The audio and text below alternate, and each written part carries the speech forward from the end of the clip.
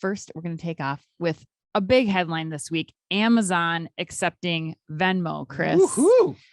So according to CNBC, starting next year, PayPal users will be able to make purchases on Amazon.com and the Amazon mobile shopping app with their Venmo accounts. PayPal, as you may know, previously had partnered with eBay until they split about 6 years ago. So talk about sticking it to the X. I mean, yeah, right. This is like cutthroat now. Yeah. If you read if you read some of the CEO's statements, yeah, it sounded like, hey, we're getting back at you now. Yeah. Like there's some unhappiness there for sure. But Ann, I think this space is so fascinating. It's just so fascinating to watch. We've talked in previous Fast Fives about Venmo specifically going into physical stores. Yep. But now you have Amazon here,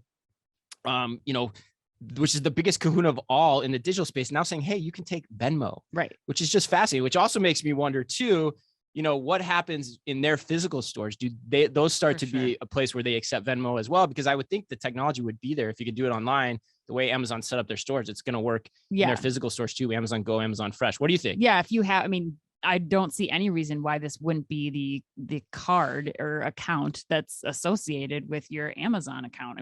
It seems very simple.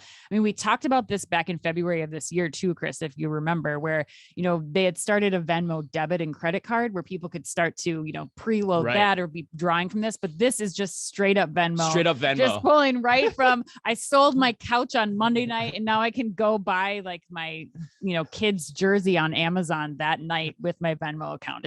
It's amazing. It really opens up a lot of opportunities again, for this next generation, especially, and a lot of the people in the country who are not banked and who use Venmo for business, for, personal use. And that's really, their main tool for transactions right now. Yeah. The other thing I'd say to close on this too, the other interesting thing that's happened that I want to call attention to our listeners or make our listeners aware of is that beginning January 1st, as well as part of the American Rescue Plan, that is going to require that third-party applications like Venmo and PayPal and others, that they need to report commercial transactions on sales of goods or services over $600.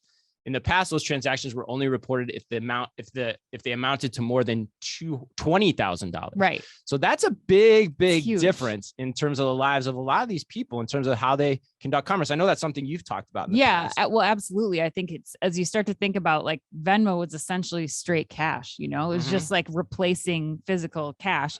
And now this is going to be, we know that there was a lot of time before they were saying like, well, you should convert to a business account if you've done this many transactions. We're assuming it's a business account, but they didn't push you into it. Now that, the IRS is getting involved and you're going to have reports of like, you sold 2 couches this year, like, we've got it paid. Which is going to be interesting for those third-party marketplaces too, to see if there's a shift back to like, no, I just want cash. Right. Yeah. Like, how does this all play out? But the point is the regulation's coming because the space is heating up, which we've talked about numerous times on this podcast.